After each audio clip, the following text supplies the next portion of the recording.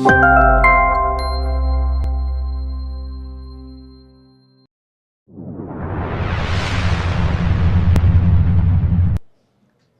தினம். சரி. அதாவது ஒவ்வொருத்தர் ஒரு மாதிரி கொண்டாடிட்டு இருக்காங்க. 90s கிட்ஸ் வந்து டே நாங்க தான்டா உண்மையா லவ் பண்ண, எங்களை மாதிரி யாரும் லவ் பண்ண முடியாது அப்படின்னு ஒரு குரூப் இருக்கு. சரி. ஸ்டில் லவ் பண்ணிட்டு இருப்பாங்க. அதுக்கப்புறம் 2K கிட்ஸ் வந்து அட்வான்ஸ்ல இருப்பாங்க. என்ன பூமர் மாதிரி இன்னும் பார்த்துக்கிட்டே இருக்கீங்க, எப்பதான் லவ் சொல்ல போறீங்க அப்படின்னு போட்டு அவங்க ஸ்ட்ரைட்டா களத்துல இறங்கிடுது. இதுக்கு அடுத்து ஜென் ஆல்பா, ஜென் பீட்டெல்லாம் இருக்காங்க. ஸோ அவங்க நிலைமையில நினைச்சா நம்ம 90s கிட்ஸ்லாம் கொஞ்சம் பதறின நிலைமையில தான் இருக்கும். நீங்க 90s கிட்ஸ்ல ஜாயின் பண்ணிக்கிறீங்க. சந்தேக சாக்கல. சரி. லவ் வந்து பல காலகட்டங்களில் பல பரிமாற்றங்கள், பரிணாம வளர்ச்சியில் நிறைய இது போயிருக்கு. ஓகேவா, இது ஒரு புறம் இருக்கு. இப்போ வந்து இந்த லவ்வர்ஸ் டே வந்தாலே இந்த ஒரு பியர் ப்ரெஷர் ஆரம்பிச்சிருது சோஷியல் மீடியால. ப்ரப்போஸ் டே, இந்த சாக்லேட் டே அப்படின்றாங்க. நம்ம யோசிக்க வேண்டியதா இருக்குடே, என்னடா ஒரு ஐ லவ் யூன்னு சொல்றதுக்கு ஒவ்வொரு நாளைக்கு ஒரு இந்த மாதிரி ஸ்டேஜை கடக்கணுமான்ற மாதிரி இருக்கு. ஸோ இந்த காதலர் தினம் இப்படி இருக்கு. ஸோ இதை தாண்டி புத்தகங்கள் நம்ம நிறையா படிச்சிருப்போம். அது மூலயமா சில காதல் கதைகள்லாம் வந்து நமக்கு வந்து ஒரு ஐகானிக்காக இருக்கும். சில புக்ஸ் எல்லாம் சார் இப்படி இல்லாமடா இது பண்ணியிருக்காங்க அப்படின்னு. ஸோ இந்த மாதிரி சில காதல்னு பார்த்துருக்கோம். ஸோ உங்க காதலை பத்தி உங்களுக்கு உண்ட அனுபவங்கள் என்ன? நீங்க என்ன மாதிரி பாக்குறீங்க காதலை? இல்ல புத்தகங்களை கேட்குறீங்களா, பொதுவாக லவ் கேட்குறீங்களா? ரெண்டுத்தையும் மிக்ஸ் பண்ணலாம். சரி, இது புத்தக அறிமுக சேனல்ங்கிறதுலேருந்து புத்தகத்திலே நம்ம போகலாம் அப்படின்ட்டு பார்க்குறேன். ரொம்ப பர்சனலைஸ்டாக பேசினாலும் அது ரொம்ப ஒரு கிரிஞ்சான ஒரு மனநிலையை கொடுக்கும். தபு சங்கர் காதல் கவிதைகள்லேருந்து தான் நம்மளோட வாசிப்பு ஆரம்பிக்குது. இல்லை, அதுக்கு முன்னாடி நம்ம ராஜேஷ்குமார்லாம் படிச்சிருக்கோம்னா கூட தபு சங்கரோட காதல் கவிதைகள், எதை கேட்டாலும் வெட்கத்தை தெரிகிறாயே, வெட்கத்தை கேட்டாலும் என்ன தருவாய், அந்த மாதிரி. அவரோட டைட்டில் ரொம்ப அழகாக இருக்கும். இனிப்பு எடுத்துக்கொள்ளுங்கள், காதல் பிறந்திருக்கிறது, விழி ஈர்ப்பு விசை, அந்த டைட்டிலே ஒரு கவிதை, ஒரு படிமம், அதெல்லாம் சொல்லுவார். எனக்கெல்லாம் காலேஜெல்லாம் படிக்கிறப்ப, எம்சிஏலாம் படிக்கிறப்ப தபு சங்கர் மாதிரி பெரிய கவிஞரான் தான் அப்படிங்கிறது தான் என்னோட தாட்டாக இருந்துச்சு. இன்னைக்கு தபு சங்கர் வந்து பெரியார் எடுத்து பேசிக்கிட்டு ஒரு மாதிரி சுற்றிக்கிட்டு இருக்காரு. இன்னைக்கு பார்க்குற தபு சங்கர் நான் சொல்லலை. கல்லூரி காலகட்டத்தில் ஆமாம் இருந்த தபு சங்கர் என்ன அப்புறம் அப்படி தான் நமக்கு ஆரம்பிக்குது. இந்த ரொமான்ஸ் விகடன் அப்போ வந்து எனக்கு தெரிஞ்சு இந்த செவந்தி ரெயின்போ கல்லாம் வந்துருச்சுன்னு நினைக்கிறேன். செல்வராகவன்லாம் கூட கட்டுரை எழுதியிருந்தார். அப்புறம் அந்த காதல் படிக்கட்டுகள்னு ஒன்று வரும், ஜூனியர் விகடனில் வரும்னு நினைக்கிறேன். அதெல்லாம் உட்காந்து படிச்சுக்கிட்டு இருப்போம். அது வந்து அது ஒரு இன்ஸ்பிரேஷன், ஒரு எழுத்துக்கு ஒரு இன்ஸ்பிரேஷன். அப்புறம் முதல்ல அந்த துணை எழுத்து படிக்கிறப்ப ஒரு துணை எழுத்து தான் நினைக்கிறேன். அதில் ஒன்று வரும், ஒருத்தன் அவங்க வீட்டை எட்டி பார்த்துக்கிட்டே இருப்பான், அப்புறம் மாடியெல்லாம் போய் பார்ப்பான், இதெல்லாம் போய் பார்ப்பான். கடைசியில் பார்த்தா அவன் அந்த பொண்ணை லவ்வே சொல்லியிருக்க மாட்டான். இதே முரளி மாதிரி ஒரு நாள் அந்த பொண்ணை எங்கே மீட் பண்ணாலும் கொஞ்ச நாள் கழிச்சு அந்த பொண்ணை பஸ்ஸில் போயிட்டு இருக்கிற அந்த குழந்தையோட அது போய்கிட்டு இருக்கான். கடைசி வரைக்கும் இந்த தலைவர் வந்து லவ் சொல்லியிருக்க மாட்டான் அப்படிங்கிற மாதிரி ஒரு கதை போகும். அப்புறம் அந்த வீடை வாட்ச் பண்ணுற விஷயம் வந்து மன்மதன் படத்தில் வந்துச்சு அப்போ அந்த சமயத்தில். ஸோ இந்த மாதிரி நம்ம இந்த பார்த்தீங்கன்னா இப்போ எத்தனையோ கட்டுரைகள் துணிலத்தில் இஸ்லாமகிருஷ்ணன் எழுதியிருக்கலாம். ஆனால் நமக்கு அந்த லவ் கட்டுரை மட்டும் ஏன் அதுன்னா அது வந்து ஒரு பாதிப்புக்கூடிய ஒரு விஷயமாவோ ஒரு இந்த விஷயமாவோ இருக்கு. அதனால தான் அந்த இப்படி ஒரு கட்டுரை படித்தோம்ல அப்படின்னு அப்போ படித்தோம்ல அப்படிங்கிறது இன்னைக்கு வரைக்கும் நமக்கு ஒரு ஞாபகத்துக்கு வருது. ஸோ ஒரே லவ் தானே, ஒரு அன்பு தானே. ஆனால் எத்தனை சினிமா இயக்குனர் எத்தனை விதமாக அந்த கதையை சொல்லியிருக்காங்க. 50 Shades of Greyன்ட்டு ஒரு படம் இருக்குது. அது ஒரு புத்தகத்தை பேஸ் பண்ண 50 Shades of Love. 50 Shades of Grey இல்லை, சாரி 50 Shades of Loveன்னு நினைக்கிறேன். என்ன அப்படின்னு ஒரு புத்தகம் இருக்குது, ஒரு நாவலே இருக்குன்னு சொல்லுவாங்க. சரி, ஓகே. அது வந்து எப்படின்னா இப்படி ஆரம்பிக்குது நம்மளோட இது. பொதுவாக இஸ்லாமகிருஷ்ணனை படிக்கிறது, தபு சங்கரோட கவிதைகள்லாம் வாங்கி படிக்கிறது. நானும் என் ஃப்ரெண்டு பாஸ்கர் என்கிட்ட ஒருத்தன் இருப்பான். குறிப்பாக அந்த காதலர்னால கவிதைகளை வச்சு அதுதான் ஒரு இது இருக்கும். அப்புறம் வந்து தேவதையின் தேவதைன்ட்டு ஒரு புக் இருக்கும். அது கவிதையும் இல்லாமல் இதுவும் இல்லாமல் ஒரு கட்டுரை தொகுப்பு மாதிரி இருக்கும். ஆனால் அது ஃபுல்லாக வர வீடில் வந்துச்சு.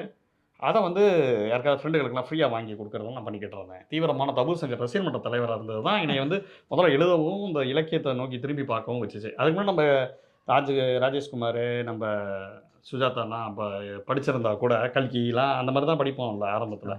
அப்புறம் ஆர்னிகா நாசர், அந்த பாலகுமாரன், இந்த மாதிரியான இதெல்லாம் சும்மா அந்த பாக்கெட் நாவல் மாதிரியான நாவல்கள்லாம் அப்போ வரும். அதெல்லாம் படிப்போம் நம்ம. ராஜேஷ்குமார் தான் தீவிர ஃபேன் ராஜேஷ்குமாரோட. பட்டு ரொமான்ஸ் அந்த பார்க்குறப்ப ஒரு மாதிரி தீவிர இலக்கியங்கிறப்ப அங்கேயும் வந்து அது அப்படியே ரொமான்ஸ்லேருந்து ஆரம்பிக்குது. ஓகே. அது காலேஜ்ல வந்து உங்களுக்கு பயங்கர மவுஸ் இருந்திருக்கும் நினைக்கிறேன். காதல் கவிதைகள்லாம் படிச்சு அப்பலாம். இல்லை ஒன்றும் கிடையாது. நம்ம ஏதோ ஒன்று எழுதுவோம். ஓகே. ஏன்னா எழுதுவோம், ஏதாவது எழுத சொல்லுவாங்க, இந்த மாதிரி எழுதுங்க அந்த மாதிரி எழுதுங்கலாம் சொல்லுவாங்க. நம்ம சும்மா ஏதாவது எழுதுறது, பிட்டுகளை போடுறது என்ன. ஆமா. லவ் லெட்டருக்கே ஒரு இதா இருக்குல்ல, சில பேர் ஒரு ஹார்ட்ஸ் எல்லாம் இருப்பாங்க. ஆமாம் லவ் பண்றாங்களா இல்லையா, எழுதிதான் மச்சி அப்படின்னு. ஆமாம். அது அது வந்து அது அது ஓகே. இப்படி இருந்துச்சு நம்மளோட வாசிப்பு. அப்புறம் பார்த்தீங்கன்னா இந்த கொஞ்சம் அப்படியே தீவிரமாக கொஞ்சம் படிக்க ஆரம்பிக்கிறப்ப அந்த ஒரு இந்த அதாவது ஃபஸ்ட்டு இன்சியலாக நம்ம இந்த லவ் புக்கெல்லாம் பார்ப்போம்ல. அப்போ அந்த சுஜாதாவோட நிலா நிழல்லாம் கூட அது ரொம்ப அது ஒரு ஒரு யங் லவ் மாதிரி இருக்கும். ஒரு ஒரு அந்த நிலா நிழலுங்கிற புக்கு, அந்த கதை கூட எனக்கு எக்ஸாக்டாக ஞாபகம் இல்லை. ஒரு ஒரு ஒரு ஒரு க்ரஷ்ஷான ஒரு லவ் ஸ்டோரி மாதிரி இருக்கும்னு நினைக்கிறேன். அப்புறம் என் பேர் ராமசீசன், நிறைய லவ்வில் இருக்கக்கூடிய இமேஜஸ் எல்லாம் ஆதவனோட இமேஜஸ் உடைக்கிறது இருக்குல்ல, அது லவ் மாதிரியே இருக்கும், ஆனால் லவ் இல்லைங்கிற மாதிரி இமேஜஸ் உடைக்கிற மாதிரியான கதைகள்லாம் கொஞ்சம் கடந்து வந்தோம். அப்புறம் வந்து பார்த்தீங்கன்னா இது இப்படி இப்படி இருந்துட்டு இருந்துச்சு. அப்புறம் வந்து ஸோ இப்படி தான் நமக்கு இது ஆரம்பிக்குது, அந்த கிராஃப் ஆரம்பிக்குது. அப்புறம் அந்த பிளாக் எழுதுகிற காலகட்டத்தில் சடனாக பிளாக் எழுதுறதுக்கு முன்னாடி தான் வெந்நீரருங்கிற புத்தகத்தோட டைட்டில் அறிமுகமாகுது. நம்ம வெந்நீரருங்கிறதே படிக்காமே எனக்கு அந்த அதை பற்றி எஸ் ராமகிருஷ்ணன் சாருனா எழுதுறதை பார்த்து நான் வெந்நீரர் பிளாக் பேர் வச்சுட்டேன். அப்புறம் வந்து டே இவனா பிளாக் பேரில் வச்சுட்டான்னு குற்றம் நினச்சிட்டு அதை உட்காந்து சரி அதை உட்காந்து படித்தேன். நான் படித்தேன். இந்த வெந்நீரல் இரவுகள் கதை வந்து எல்லாருக்குமே தெரியும், இந்த இயற்கை படம் அப்படி தான் இருக்கும். அந்த அந்த இயற்கையான ஒரு விஷயமா சொல்கிறது இருக்குல்ல, அந்த காதல்கிறது எப்படி அப்படிங்கிற ஒரு ஒரு ஒருத்தன் வந்து அந்த கதை நம்ம சொல்லணுன்ற அவசியம் இல்லை. 2 பேர் ஒரு ட்ரையாங்குலர் லவ் ஸ்டோரி மாதிரி கூட அதை சொல்லலாம், நம்ம சினிமா ஸ்டைலில் டிஃபைன் பண்ணோம்னா. ஆனால் அது அப்படி மட்டுமே பார்க்க முடியாது, அதில் ரொம்ப ஒரு ஆழமான ஒரு உணர்வு ஒன்று இருக்கும். அது இப்பயுமே மறக்க முடியாத ஒரு கதையாக இருக்குது. அப்போக்கப்போ நான் திருப்பி திருப்பி பார்க்கக்கூடிய ஒரு கதையாக இருக்குது. ஏன்னா அந்த ஊரில் வந்து ரொம்ப தனிமையாக இருப்பான். அவங்க யார்கிட்டையுமே பொம்பளை பிள்ளைங்கிட்டே பேசாத ஒருத்தன் வந்து பேசுவான். அப்படிங்கிறப்ப அவன் வந்து வேற ஒருத்தனுக்கு வெயிட் பண்ணிக்கிட்டு இருப்பான். அப்படிங்கிறப்ப அது அப்படியே ஒரு கடைசியில் அவன் வந்துடுவார்ல அந்த கேரக்டர், அந்த இயற்கையெல்லாம் கூட வர மாதிரி தான். அதே மாதிரி எனக்கு அந்த ஒரு கை ஓசை இந்த பாக்கியராஜோட படம் பார்க்குறப்ப வெந்நீரருவில் பார்த்து தான் அவர் பண்ணியிருப்பாருன்னு தோணுச்சு. எல்லாரும் இயற்கையை சொல்லுவாங்க, எனக்கு ஒரு கை ஓசை எனக்கு பாக்கியராஜோட படம் பார்த்தீங்கன்னா அப்படி தான் இருக்கும். இவர் கரெக்டாக இவர் லவ்வை எக்ஸ்பிரஸ் பண்ணால் இவர் ஊமையாக இருப்பார், பேச்சு வந்துடும், அந்த பொண்ணுகிட்ட தான் ஃபஸ்ட்டு சொல்லணும்னு பார்ப்பாரு. இவர் லவ் ஓகே ஆகிற மாதிரி இருக்கும், அதுக்குள்ளே அவன் பழைய காதல் வந்துடுவான், இவங்களுக்கு கல்யாணம் அந்த மாதிரி இருக்கும். அந்த மாதிரி தான் வெந்நீரர்கள் வந்து வெந்நீரர்கள் பாதிப்பில் இங்கே தமிழ் கதைகள் நிறையா வந்திருக்கு. ஹிந்தியில் கூட சாவரியா மாதிரியான படங்கள்லாம் வந்திருக்கு. சரி, ஓகே, இது ஒரு பக்கம். அப்படியே பார்த்தீங்கன்னா இந்த பக்கம் தஸ்தாவெஸ்கினா, அந்த பக்கம் லியோ டால்ஸ்டாய் அதை பற்றி சொல்லாமல் எப்படி இருக்க. அன்னா கர்னினா அது பார்த்தீங்கன்னா ஒரு பயங்கரமான ஒரு ஒரு கேரக்டரைசேஷன் இருக்குது. அதில் அண்ணா சொல்லுவாங்க, நம்ம சொல்கிறோம்ல ஏன் வந்து திருப்பி திருப்பி இந்த லவ்வை பற்றி பேசிகிட்டு இருக்கோம். உலகத்தில் அண்ணாவோட ஒரு ஃபேமஸான டைலாக் இருக்குது, அதான் அண்ணா அறிஞர் அண்ணா அன்னா கர்னினா அண்ணா அவங்க வந்து அந்த சொல்லுவாங்க, உலகத்தில் எத்தனை மைண்ட் இருக்கோ, நான் கரெக்டான டெக்ஸ்ட்டு எனக்கு ஞாபகம் வச்சு நான் ஒன்றும் பேச்சாளர் இல்லை, பட் எப்படி வரும், எத்தனை மூளைகள் இருக்கோ, எத்தனை இதயம் இருக்கோ, எத்தனை அறிவு இருக்கோ, அத்தனை விதமான காதல்கள் இருக்குது அப்படின்னு அவங்க சொல்லுவாங்க. அண்ணா காரணினா வந்து ஒரு பெரிய ஒரு இப்படி இப்படி ஒரு பிக்சர் எடுத்தோம்னா லவ்வில் இருக்கக்கூடிய எல்லா டைமென்ஷன்ஸையும் அப்படியே போட்டு வர்றது இருக்குல்ல. ஒரு உழைக்கும் வர்க்கத்தில், ஆமாம், உழைக்கும் வர்க்கத்தில் இருக்கக்கூடிய லவ் பண்ணுறவங்க அந்த லவ் தோல்வி அடைஞ்சால் எப்படி ஏற்றுக்குவாங்க, அவங்க கூட அவங்க வேலையை பார்த்துட்டு போயிட்டே இருப்பாங்க. அந்த ஏக்கத்துக்குலாம் அவங்க ஒன்றும் பெருசாக இது பண்ண மாட்டாங்க. அவங்களுக்கு ஒன்றும் ஸ்பேஸ் டைம் இருக்காது. நான் உட்காந்து ஏங்கணும்னா எனக்கு ஒரு டைம் வேணும் இல்லை, அப்படியே இருக்காது அவங்களுக்கு. ஏன்னா அதில் அந்த மாதிரியான கிளாஸ் கொண்டான ஒரு விஷயங்கள்ல இந்த அண்ணா லவ் பண்ணுறப்ப அண்ணா முதலாக அவங்க வந்து அது அண்ணா கரிணினாங்கிறப்பயே கரிணினாங்கிறவங்க வந்து கரிணன்கிறவர் தான் அவங்களோட வீட்டுக்காரரு. ஆனால் அதை தாண்டி அவங்க ஒரு லவ் பண்ணுவாங்க. இது 1800களில் எழுதுகிறப்ப டால்ஸ்டாயோட கட்ஸை பற்றி நம்ம யோசிச்சு பார்க்கணும். ஒரு ஃபேமிலி லைஃப்பில் இருக்கிறவங்க அவரை வந்து தாண்டி இன்னொரு லவ் அப்படிங்கிற ஒரு விஷயத்த முதல்ல எனக்கு தெரிஞ்ச டால்ஸ்டாய் தான் உலக இலக்கியத்தில் வச்சிருக்கணும்னு நினைக்கிறேன். மேபி இருக்கலாம், நமக்கு தெரிஞ்ச சிற்றறிவுலாம் நான் சொல்கிறேன்.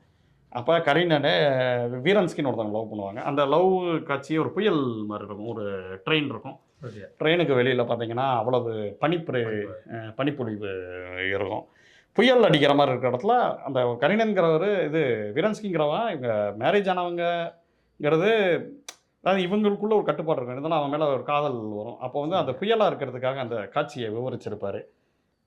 அதே மாதிரி வேறு வேறு லவ்வில் வந்து பார்த்தீங்கன்னா அந்த மலை ஏற்ற இறக்கங்கள் அது மூலமாக மைண்ட் எப்படி ஆசிலேஷன் ஆகும். லவ்ங்கிறப்ப 100% இப்போ லவ் நம்ம என்ன தான் சொன்னாலும் 100% அவங்கள அப்படியே டெடிக்கேட்டடாக இது பண்ணுவோம். திடீர்னு அவங்க மேலே சந்தேகம் வரும், திடீர்னு அவங்கள நிறைய பற்று வரும், திடீர்னு அவங்களை பிளைண்டாக நம்புவோம், திடீர்னு பிளைண்டாக நம்ப மாட்டோம். இந்த எக்ஸ்ட்ரீம் அந்த எக்ஸ்ட்ரீமிசம் இருக்குல்ல, அந்த ஒரு பனிசருக்கு காட்சியெல்லாம் அவர் இது பண்ணியிருப்பார். அதே மாதிரி ரோஷா மேனில் வர மாதிரி இவங்க பாயிண்ட் ஆஃப் வியூவில் அவங்க பாயிண்ட் ஆஃப் வியூவிலலாம் நம்ம சினிமா எடிட்டிங்கில் பார்ப்போம்ல, அதெல்லாம் ஒரு கதையே திருப்பி ரிப்பீட் பண்ணிலாம் எழுதிலாம் அவர் அந்த வடிவத்தில் ஒரு மாற்றத்தை கொண்டு வந்திருப்பார்.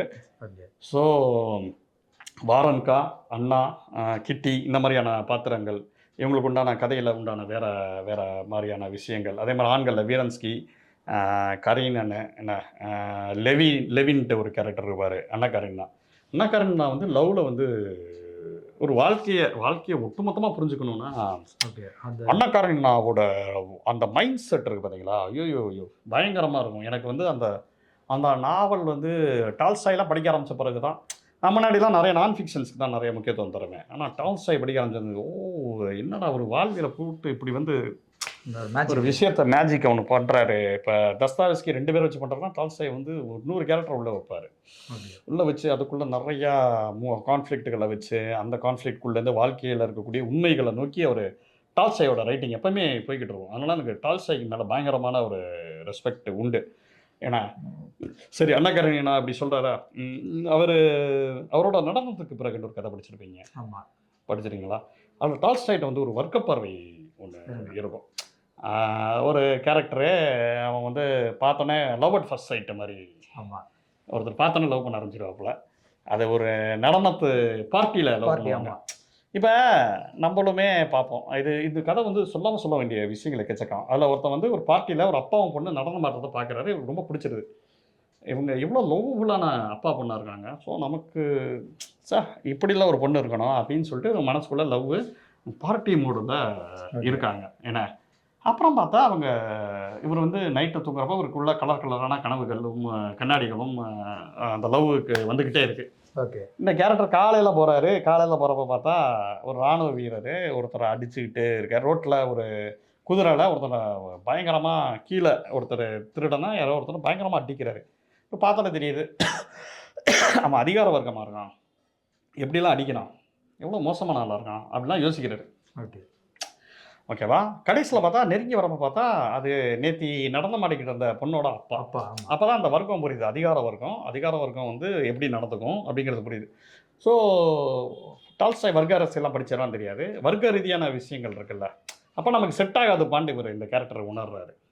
அதை பார்த்தோன்னே இருக்கக்கூடிய இன்ஃபாக்சுவேஷனு அது லவ்வாக மாதிரி அது கன்வெர்ட் ஆகி இது பண்ணுறதுக்குள்ளே அவருக்குள்ள அந்த வர்க்க ரீதியான முரண்பாடு இருக்குல்ல, அது வந்து அப்படி உடஞ்சு அந்த கேரக்டர் வந்து சுக்குநூறாகி அந்த லவ்வே போயிடுச்சு, அவ்வளோதான். ஓகே, சொல்கிறது புரியுதா இல்லையா? அப்போ உங்களுக்கு அவர் டால்ஸ்டாயோட இன்சைட் என்ன இருக்குது இப்போயுமே நம்ம பார்க்கணும். வெளியில் கலர் கனவுகளோட நம்ம இன்ஸ்டாவில் ரீல்ஸ்லாம் போடுறாங்க. இப்போ கூட நீங்கள் சொல்கிறீங்களா லவர்ஸ் டே, லவ் டே, கிஸ் டே, அவங்களுக்குள்ள எவ்வளோ இன்டிமசி இருக்குங்கிறது அவங்களுக்கு மட்டும் தான் தெரியும். ஆனால் அதை வந்து ஒரு பேஜில் ஸ்டேட்டஸாக நான் எவ்வளோ லவ்வபுள் தெரியுமா, நான் எவ்வளோ அப்படிங்கிறது தான் இங்கே வந்து கமர்ஷியலைசேஷன் பியர் ப்ரெஷராக கொண்டு வந்திருக்கு. இன்னொன்று என்ன கொண்டு வந்திருக்குன்னா, லவ்ங்கிறது ஒரு லவ்வோ மேரேஜோ ஒரு இயல்பாக நடக்க வேண்டிய விஷயம். அப்படி நடக்கலைன்னா கூட அது யதார்த்தம் அப்படி புரிஞ்சுக்காம, உனக்கு ஒன்றும் செட் ஆகலை, இன்னுமே நீ கல்யாணம் இல்லை அப்படிங்கிற ஒரு கேள்விகள் வந்து பர்சனலைஸ்டான கேள்விகள் வந்து இருக்க தான் செய்யுது. ஆமாம், நான் சொல்கிறது புரியுதா இல்லையா? இப்போ நமக்கு பிடிச்சா நம்ம கல்யாணம் பண்ண போகிறோம், இல்லைன்னா நம்ம சுத்த போகிறோம், அப்படி அவங்க யோசிக்கிறதே கிடையாது. அதை வந்து ஒரு பெரிய ப்ரெஷர் யாராவது கல்யாணம் பண்ணியா, யாராவது இது பண்ணியாங்கிறது வந்து எந்த விதத்தில் எனக்கு சரிங்கிறது தெரியல. அதில் என்னன்னா நமக்கே குற்றம் உணர்ச்சி வர வச்சுறாங்க. ஐயோ நமக்கு வந்து எதுவும் இல்லையா, இப்போ யாருமே செட்டில் யாருமே செட் ஆகலாங்கிறது உண்மை. அது அப்படியே எதுக்கு தோட்டத்தில் என்ன இருக்குது அப்படிங்கிறது இருக்குல்ல. இல்லை வலுக்கட்டாயமாக அது வந்து அது சரி ஓகே அப்படி இருக்காங்க. அது ஒரு பியர் ப்ரெஷரில் அந்த லவ்ங்கிற ஒரு விஷயம் வந்து இங்கே நடக்குது அப்படிங்கிற ஒரு விஷயம் இருக்குது. இந்த அண்ணா கரீனா இந்த நடனத்துக்கு பிறகெல்லாம் டால்ஸ்டாயோட மாஸ்டர் பீஸு. எனக்கு அண்ணா கரீனா படித்த உடனே தான் இப்போ தோணுது, ரீசெண்ட் டைம்ஸில் லாஸ்ட்டாக கூட பவாச்சலதுரை ஒரு இதில் பேசியிருந்தார். பாரிஸுக்கு நான் முன்னாடி படிச்சிட்டேன், ஆனால் பாரிஸுக்கு போகவும் அண்ணா கரீனாவோட தாக்கம் ரெசம்பன்ஸ் இருக்குன்னு பேசியிருந்தார். ஆனால் இன்னொன்று கூட தோணுது, நம்ம ஊரில் பாரிஸுக்கு போங்கிறது ஜெயகாந்தனோட, நம்ம இவரோட மோகமுல்ங்கிற அம்மா வந்தால் கூட இப்படிப்பட்ட ஒரு நாவலாக இருக்குமோ. ஓகே. ஏன்னா திருமணம் ஆன பிறகு ஒரு காதல் அப்படிங்கிற ஒரு விஷயம் வந்து டால்ஸ்டாய்கிட்டேருந்து இவங்கெல்லாம் டால்ஸ்டாய் மீட்டு உருவாக்கம் பண்ணுறாங்களா அப்படிங்கிறது மேபி எனக்கு தெரியல. இப்போ நான் படித்தா கூட அதை கண்டுபிடிக்கலாம். ஆனால் எனக்கு திடீர்னு காலையில் யோசிக்கிறப்ப இதை பற்றிலாம் என்னெல்லாம் பேசணும்னு யோசிக்கிறப்ப இது எனக்கு தோணுச்சு. நான் தப்பாக கூட இருக்கலாம். ஓகே, மேபி இப்போ டால்ஸ்டாய் வந்து நிறைய இடங்களில் வேறு வேறு மாதிரி நகல் எடுக்கப்படுறாங்களா அப்படிங்கிற ஒரு விஷயம் இருக்குல்ல. அதே மாதிரி வெந்நீர் அவர்கள் படிச்சுட்டு சிங்கித் ஐத்மதேவோட ஜமீலா எனக்கு வெந்நீர் அவர்களோட சாயல் இருந்துச்சு. எது முன்னாடி இருந்துச்சு பின்னாடி இருந்துச்சு தெரில, நம்ம செக் பண்ணிக்கணும். பட்டு எனக்கு அந்த அந்த அந்த அதே மாதிரியே இருந்துச்சு. எனக்கு படிக்கிறப்ப அதே மாதிரி இருந்துச்சு. ஆமாம். சரி, நம்ம டால்ஸ்டாய் நடனத்துக்கு பிறகு நம்ம சொன்னோம்ல. அப்போ நடனத்துக்கு பிறகு என்ன சொல்ல வருதுன்னா, நம்ம மைண்டில் கமலஹாசன் சொல்லுவார்ல, மனித உணர்வு கொள்ள மனித காதல் அல்ல, அப்படி கிடையாது லவ். யார் வேணாலும் எப்போ வந்து வரலாம், வர வேகத்தில் அது போகவும் செய்யலாம். அதெல்லாம் நடனத்துக்கு பிறகு சொல்லிச்சு. ஏன்னா நான் வேற வர்க்கம், நீ வேற வர்க்கம், நீ அதிகார வர்க்கமாக எல்லாரையும் போட்டு இந்த அடி அடிக்கிறேன். நேற்று அன்பின் உருவாக இருந்த நீ இன்னைக்கு அதிகாரத்தோட உருவாக இருக்க. உன்னை எப்படி நான் காதலிக்க முடியும்? ஒரு சாதாரண ஒரு சாமானியன் வந்து அதிகார வர்க்கத்தை காதலிக்கவே முடியாதுல்ல.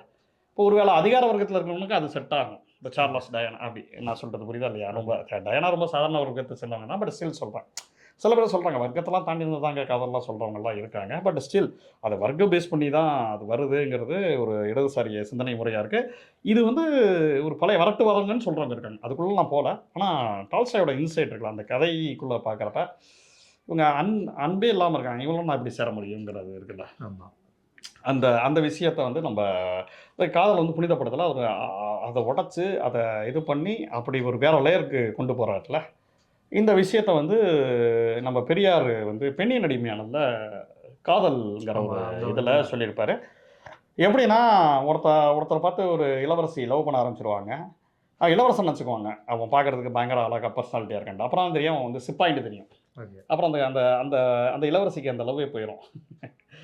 ஏய் நீ சிப்பாயா நீ அப்படிங்கிறது இருக்குல்ல, ஏன்னா அந்த லவ் போயிடும். ஒரு படத்தில் எனக்கு இது பார்க்குறப்ப தான் இதுக்கு அதுக்கு சம்மந்தம் இல்லை.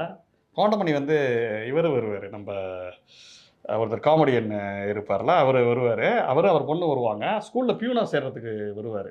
ஸ்கூலில் ஒரு பெரிய ஆளாக இருக்க போகிறோம்னு சொல்லிட்டு கவுண்டமணி வந்து ஊர் பெரியாரா, ஐயா உட்காருங்கன்னு சொல்லுவார். அப்புறம் அவர் பியூனுன்னு சொன்னேன், யோ இந்தியா அப்படிம்பாரு.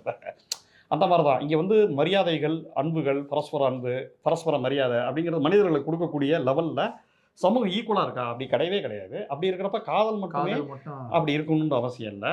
எப்படி நமக்கு சுற்று வட்டாரத்தில் நம்ம ஃப்ரெண்ட்ஸ் வந்து நம்ம பெரும்பாலும் நம்மளே யோசிச்சு பார்த்தீங்கன்னா, நம்ம வர்க்கத்தை சேர்ந்தவங்களோ இல்லை நம்ம லைஃப் ஸ்டைலை புரிஞ்சுக்கிட்டவங்களோ தான் நம்ம ஃப்ரெண்டாக இருப்பாங்க. என்ன அப்படி தான் இருக்கும். அது மிடில் கிளாஸாக இருக்கட்டும், இதுவாக இருக்கட்டும். அப்போ காதலுமே அப்படி தான் வரக்கூடிய வாய்ப்புகள் வந்து இது. அதை தாண்டி இதுதான் ரூலுங்கிறது கிடையாது. இதை உடச்சி வரவங்களும் இருக்காங்க. இப்போ பெரிய பணக்காரங்களாம் ரொம்ப லவ்வபுல்லான ஆட்களும் இருக்க தான் செய்வாங்க. என்ன அதை வந்து நம்ம ஜெனரலைஸ் பண்ண முடியாது. இப்படி தான் இருக்கணும். ஆனால் பெரும்பான்மை அப்படி தான் இருக்குது அப்படிங்கிறத பெரியாருமே சொல்லியிருப்பார். அதனால தான் பெரியார் லவ் வந்து புனிதப்படுத்த மாட்டார். லவ்ங்கிறது இப்போ வந்து இளவரசன் அப்படிங்கிறப்ப லவ் வருது, சிப்பாய்ங்கிறப்ப லவ் வருது இல்லை. அந்த மாதிரி லவ்ங்கிறது ஏதோ டேலண்ட்னாலையோ ஏதோ ஒரு விஷயத்தினால அவனுக்கு ஏதோ தனியாக திறமை இருக்குது, இல்லை ஏதோ அழகாக இருக்கான், எனக்கு அட்ராக்ஷனாக பிடிச்சிருக்கு, இதனால தான் வருது. இது பயங்கர புனிதமானதெல்லாம் ஒன்றும் கிடையாது அப்படிங்கிறாரு. இந்த புனிதப்படுத்தணும்னா என்ன நடக்குதுன்னா, பெண்கள் மேலே ஹராஸ்மெண்ட்டு, அவங்க மேலே ஆசிட் வீச்சுறது, அவங்கள ஸ்டாக்கிங் பண்ணி நீ வந்து அவங்கள வந்து பின்னாடியே மிரட்டி நீ லவ் பண்ணி ஏற்றுறதுன்னு சொல்லி மிரட்டுறது, இதெல்லாம் நடக்குதுல்ல. இந்த விஷயங்கள் வந்து மட்டுப்படுது என்ன. ஸோ அந்த புனிதத்தை உடைக்கிறதுக்கு முன்னாடி இவ்வளோ பெரிய அரசியல் இருக்குது. இதை வந்து டால்ஸ்டாய் இலக்கியத்தில் பண்ணியிருக்காருன்னா, பெரியார் வந்து இதில் பண்ணியிருக்காரு.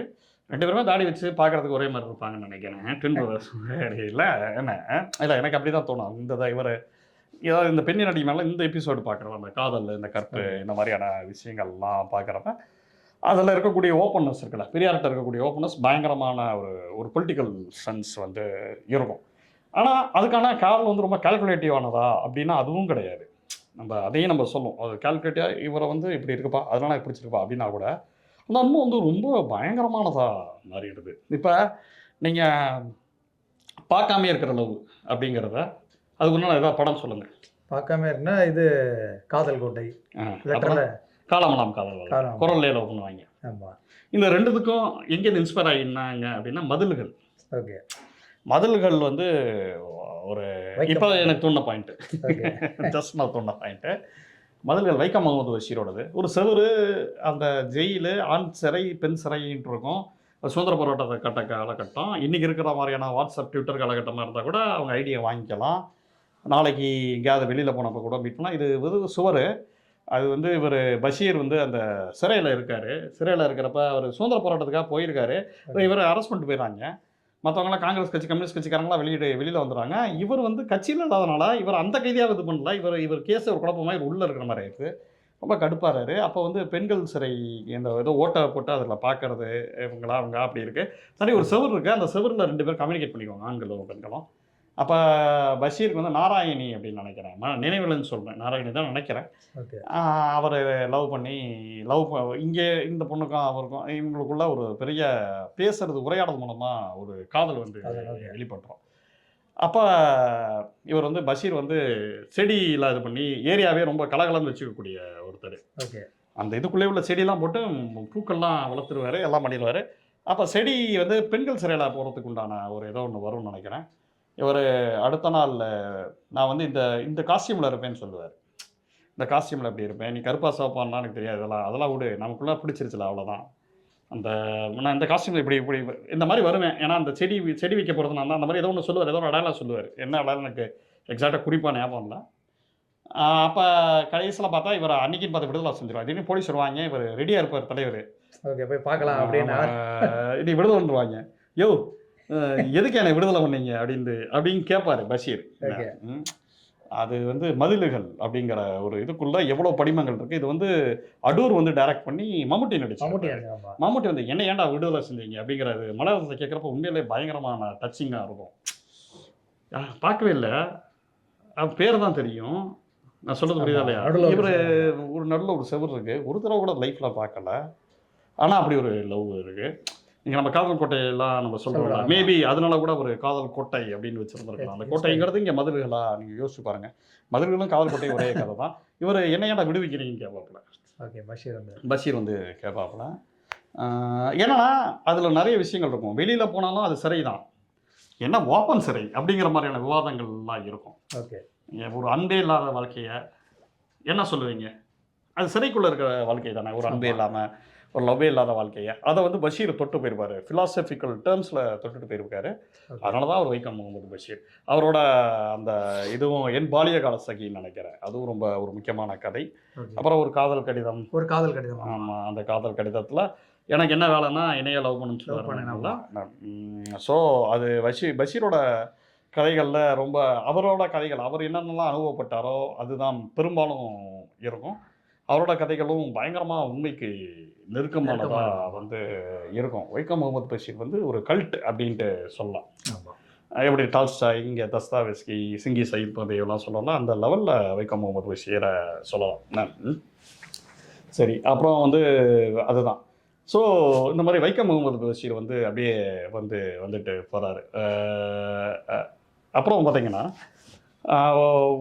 ரொம்ப அந்த இலக்கியம் இருக்குல்ல, இலக்கியத்தில் வந்து உங்களுக்கு ஈவன் வர்க்கம் நம்ம சொல்கிறோம், வர்க்கத்துக்கு ஏற்ற மாதிரி காதல் மாறும், அதே நேரத்தில் சில காதல் பைத்தியக்காரத்தனமாக இருக்கும் அப்படின்னு சொல்லலாம். இந்த வர்க்கத்திலேயே நீங்கள் பழங்குடியினர் காதல் இருக்குல்ல, அது வேற மாதிரியானதாக இருக்கும். இப்போ அவங்க வந்து ரொம்ப புராதன புதுவுடைமை சமூகத்தை சேர்ந்தவங்க மாதிரி இருப்பாங்க. சடனாக எனக்கு இவங்களை பிடிக்கலப்பா, இவனை கல்யாணம் பண்ணால் அங்கே டைவர்ஸ்லாம் ரொம்ப ஈஸி. அன்னக்காரணியில் ரொம்ப கஷ்டப்படுறதுக்கும், நம்ம அன்னக்காரணியான அட்வான்ஸு சமூகம் அப்படின்னு நம்ம சொன்னா கூட, பிரபுத்துவ சமூகம்னு சொன்னால் கூட, பழங்குடியின மக்கள் இருக்காங்களா, இப்போயுமே பழங்குடியின மக்களுக்கு டைவர்ஸுங்கிறது ரொம்ப ஈஸி. இப்போயுமே நம்ம என்ன சொல்கிறோம், இந்த டைவர்ஸ் மேட்டர்லாம், அந்த நடிகைகள்லாம் தனுஷோட மேட்டரை பற்றி பேசுகிறோம், விஜய்க்கு டைவர்ஸ் ஆகிறாங்கன்னு பேசணும். ஒன்றுமே நம்ம சமூகம் வந்து டைவர்ஸையோ இதையோ ஏற்றுக்கக்கூடிய மனநிலையில் இல்லை. இப்போ கூட அஜித்தோட விடாமுயற்சி வந்துருந்துச்சு, அதில் கூட அது அஜித் எப்போ டைவர்ஸ் பண்ணுவார்? டே, உங்கள் ஹஸ்பண்டும் ஒய்ஃபுக்கு சரியா இல்லைன்னா அஜித் மாசிரோட தான் டைவர்ஸ் தாண்டா பண்ணுவார், என்ன கடை உங்களுக்கு பிரச்சனைங்கிறது இருக்காது. அஜித்தில் அந்த அர்ஜுன்கிற கேரக்டர், இந்த சென்ஸ் நம்ம ஆட்களோட இமேஜினேஷனே வேறையாக இருக்கும்.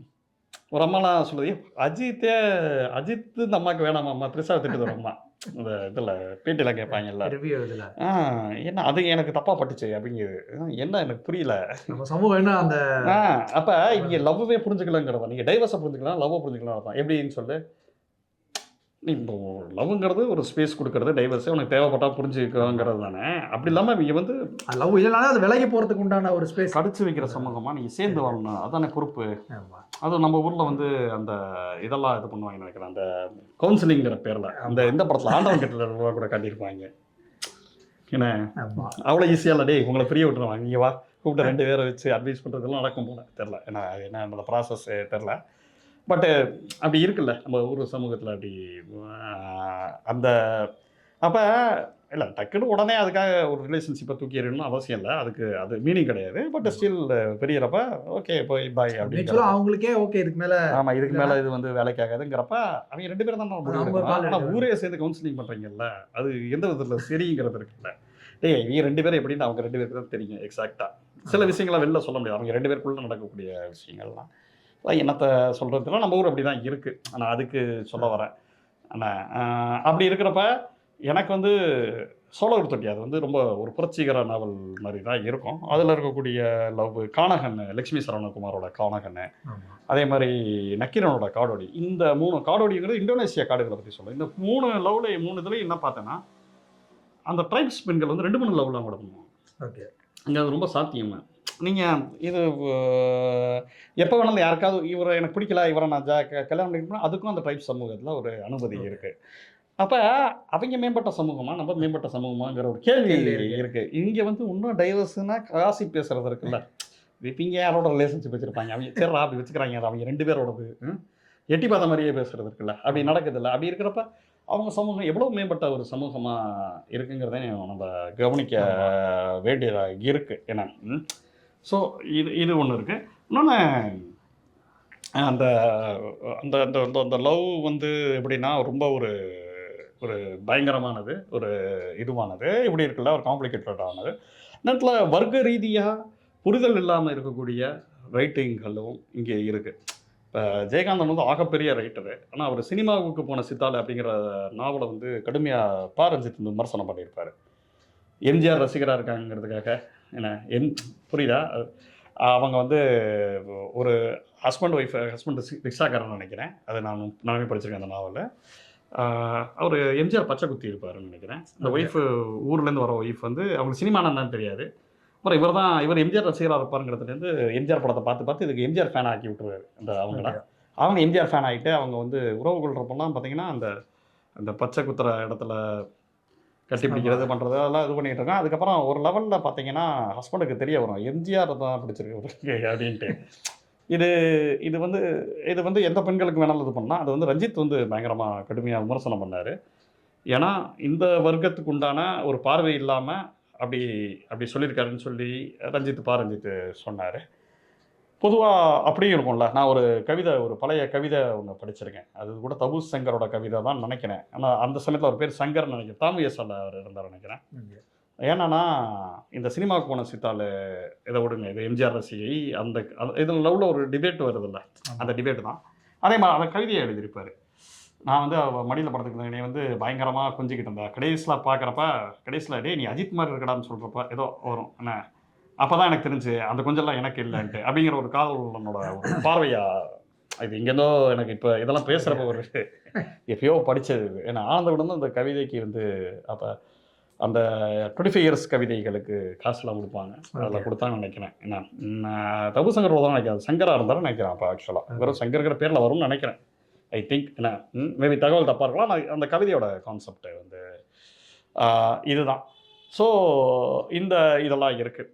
அதே மாதிரி நீங்கள் வர்க்க ரீதியாக இப்போ வந்து சென்னையில் இருக்கக்கூடிய எளிய மக்களோட காதலை கொச்சப்படுத்திட்டாருங்கிற ஒரு விமர்சனம் வந்து ஜெயகாந்தன் மேலே வந்துச்சு. சென்னை மக்களோட காதலை யாராவது சொல்லியிருக்காங்களா? இதெல்லாம் பார்த்தா நம்ம கரண் கார்கி மாதிரியான தொழில்கள் கருப்பர நகரத்துலையோ இதில் சட்டைக்காரியில் ஒரு அட்டகாசமான ஒரு லவ் வரும். ஒரு ஆங்கிலோ இண்டியனுக்கு இது லவ் ஒன்று வரும். அது ரொம்ப ஒரு அற்புதமாக இருக்கும். சட்டைக்காரிலையும் இதுலையும் அந்த லவ் சீக்வன்ஸ்கள் வந்து கரண் கார்கி தொடரோட எப்போவுமே ரைட்டிங்கில் வந்து மிக சிறப்பாகவே இருக்கும் அப்படின்ட்டு சொல்லலாம். அதே மாதிரி நம்ம இப்போ நம்ம விடாமுயற்சி படத்துக்கு நம்ம இது பண்ணியிருந்தோம், மகிழ்ச்சியான குடும்பம். அந்த காதலில் இருக்கக்கூடிய இயங்கியல் காதல் எப்படி எல்லா காலகட்டத்திலையும் 2 ஒரே பேராக இருந்தாலும் அவங்களுக்கு உண்டான வேறு லெவல் ஆஃப் டிரான்சிஷன்ஸ் இருக்குல்ல. இதை வந்து மகிழ்ச்சிகரமான குடும்பம் அப்படிங்கிற ஒரு டால்ஸ்டாயோட கதையில் அதுதான் விடாமுயற்சி பண்ணியிருப்பாங்க.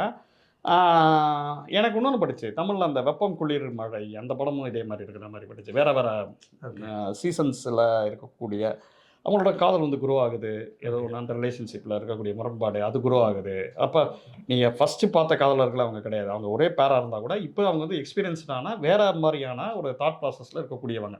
ஓகே. அந்த இயங்கியல் பூர்வமானது இல்லை, இயங்கக்கூடிய ஒரு விஷயம்னாலே அது வந்து புனிதமானது கிடையாது. அப்போ பிரேக் கூட ஆகும். இயங்கிக்கிட்டே இருக்கிறப்ப என்ன ஆகும்னா அந்த 2 பேருக்குள்ள முரண்பாடு வரும். சில சமயம் 2 பேரும் ஒன்றா ட்ராவல் பண்ணுவாங்க. சில பேர் சமயம் அப்படி முரண்பாடாகி அது அந்த பக்கம் போயிடும், இந்த பக்கம் போயிடும். அது வந்து நேச்சுரலானது அப்படிங்கிற ஒரு விஷயம் இருக்குல்ல, ஆமா. அதை வந்து டால்ஸ்டாய் அந்த காலகட்டத்திலேயே உணர்த்தியிருப்பார். ஆமாம். அந்த அந்த அந்த இது இருக்குல்ல, அந்த ஸோ அந்த இயங்கியல் இருக்குது பார்த்தீங்களா, அது ரொம்ப முக்கியமானது அப்படின்னு நான் பார்க்குறேன்.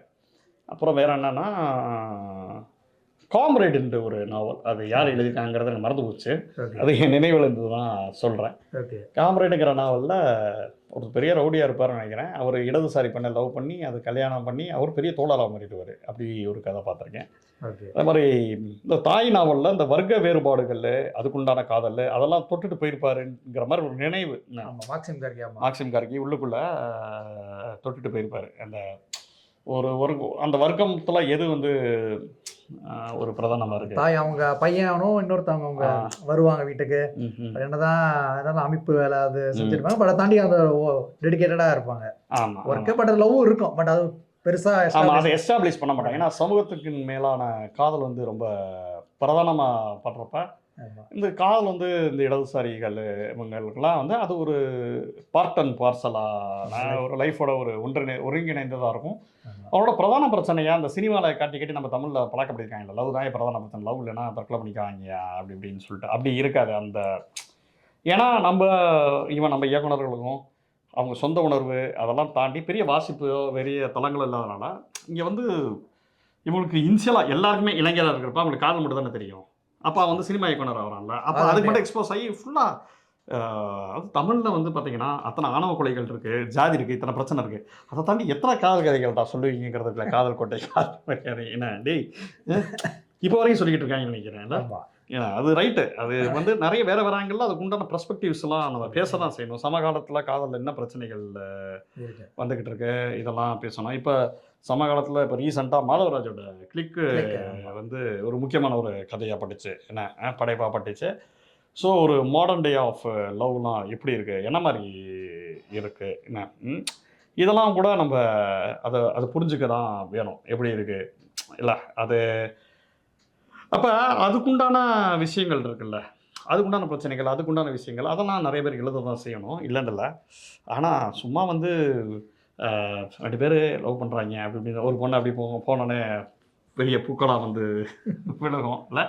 ஏன்னா அதில் ஒர்க்கிங் கிளாஸ் பீப்புளை காட்டுறது, ஏன்னா அவங்களுக்கு உண்டான இருக்கக்கூடிய காதல்களை காட்டுறது. நீங்கள் கூட அந்த இந்த நாவல்லாம் கூட சொன்னீங்கல்ல, என்ன கலிச்சடை. ஆமாம், அதான் சொல்ல வந்தேன். ஆமாம், நம்ம இந்த துப்புரவு தூய்மை பணியாளர்கள் அவங்க இருக்கும்போது அவங்க லவ் பண்ணுறதுக்கு டைமே இருக்குது அதில் காலையிலேருந்து நைட் வரைக்கும். ஆமாம். பட் அதை தாண்டி அவங்களுக்குள்ள ஒரு அண்டர்ஸ்டாண்டிங் இருக்கும். ஓகே, போகிறாரு. அது சித்தாலையும் காமிச்சிருப்பாங்க பார்த்துருக்கீங்களா தமிழ் சினிமாவில். சித்தால தூய்மை பணியாளர் இவர் சூப்பர்வைசர் மாதிரி இருப்பார், அந்த பொண்ணு அந்த வேலை செய்கிறவங்களா இருப்பாங்க. ஆனால் தமிழ் சினிமாவில் 4 கால் பாய்ச்சல் அப்படின்னு சொல்லலாம். ஏன் அப்படின்னா அப்படி காட்டவே மாட்டாங்க. அந்த வேலை செய்கிறது முதல்ல நம்ம ஆட்கள் வந்து ஒரு அங்கடி தர ரேஞ்சுக்கே ஒரு கடையில் வேலை பார்க்குறவன் அந்த மாதிரி காதலுக்கே வர மாட்டாங்க. காஃபி ஷாப் லெவலில் தான் நம்ம ரெடியாக இருப்பாங்க.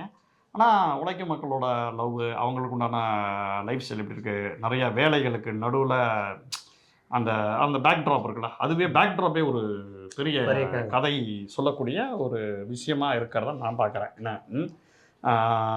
இது எனக்கு கலிசடை இதுவாக இருந்துச்சு. அப்புறம் பாண்டிய கண்ணனோட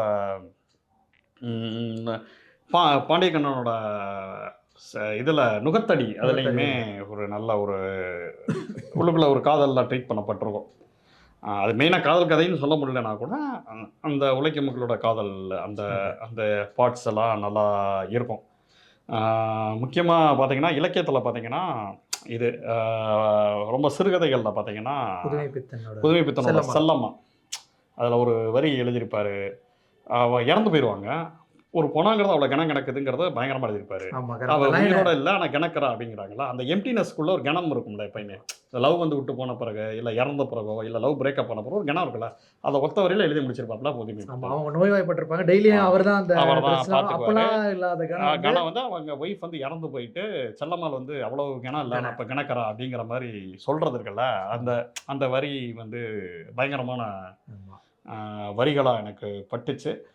இது வந்து எங்கள் வாசிப்பு அனுபவத்தில் நாங்கள் சென்றடைஞ்சது அவ்வளோதான். இதை தாண்டி நிறையா புத்தகங்கள் இருக்க தான் செய்யும். உங்களுக்கு ரொம்ப ஏதாவது ரொம்ப மிகச்சிறந்த ஒரு காதல் புத்தகங்களா நீங்கள் ஃபீல் பண்ணுறத கீழே கமெண்ட் பண்ணுங்க. நாங்கள் பொதுவாக அப்படி சொல்ல மாட்டோம். ஆமாம், ஆனால் அது நமக்கு தெரிஞ்சுக்கலாம் மாதிரியான இதெல்லாம் இருக்கு. இது கேஆர் மீராவோட அந்த மரத்தை மரத்தை மறந்தேன், அது ரொம்ப முக்கியமான ஒரு லவ்ல ஒரு ரொம்ப முக்கியமான புக்காக எனக்கு பட்டுச்சு. நான் அந்த அந்த இது நல்லா இருந்துச்சு, அந்த புக்குமே நல்லா இருந்துச்சுன்னு சொல்லுவேன் நான். ஸோ இதுதான். வேற என்ன? வேற எதுவும் இல்லைங்க. காதல் தின வாழ்த்துக்கள். அனைவருக்கும் வாழ்த்துக்கள் சொல்லுங்க. ஆமா ஆமா சரி, அதோட செஞ்சு நேரம் செஞ்சிருவோம். ஓகே சரி, பாப்போம். ஓகே, நன்றி. பாய்.